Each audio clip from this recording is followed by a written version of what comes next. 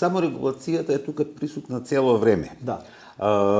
Проблемот е што таа саморегулација не секојаш се поклопува правилата, да речеме, стандардите, деонтолошки, етички, што важат за новинарите, не се идентични, да речеме, на некоја група која што за некој свој интерес се занимава. Инаку, знаеш како, ќе се појави трол и веднаш тука ред ради дисциплина и ќе го дотераат на место или ќе биде изопштен или ќе се извини и нема веќе да збори. Во таа смисла тој тип на саморегулација постои.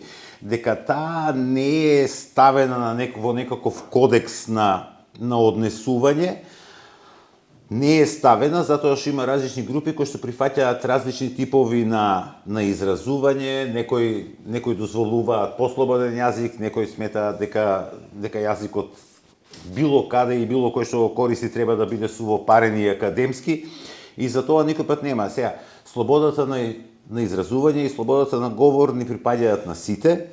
Таа не е апсолутна, има ограничувања, меѓутоа, знаете како, Јас сметам дека секој што е влезен во некаква јавна комуникација, односно во комуникација што е наменета за малку поширок број луѓе од неговите 5 најдобри другари или другарки, или неговиот школски клас, или неговиот фудбалски клуб, или така натаму, мора да биде одговорен за тоа што го говори, како се изразува и така натаму.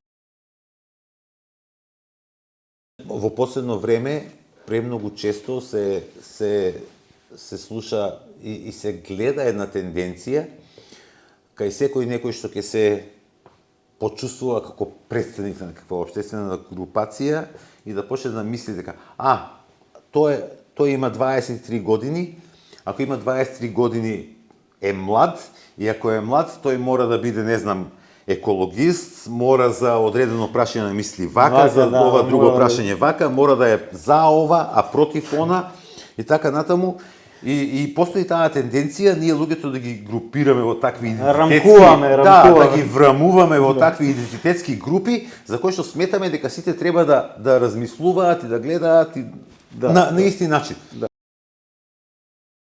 Тоа е нездрава и лоша тенденција, затоа што некој друг па од другата страна, дали е тоа по идеолошка, политичка или било каква линија, смета дека сите тие припадници на истата таа група треба да размислуваат, не, тие треба да размислуваат вака и вака и вака, што најчесто е многу сосем спротивно од тоа како јас мислам дека треба да размислуваат.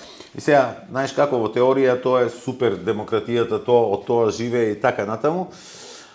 Меѓутоа тоа создава реални проблеми во реалниот живот. Луѓето се повеќе се поларизираат. Поларизацијата во известна смисла е иманентна на либералната демократија, затоа што постојат повеќе групи, не само мултиполаризацијата. Интернет, која што интернет, нели, срдечно со сите можни средства ја помага, меѓутоа ние доаѓаме во ситуација во која што различни групи луѓе веќе не разговараат меѓу себе.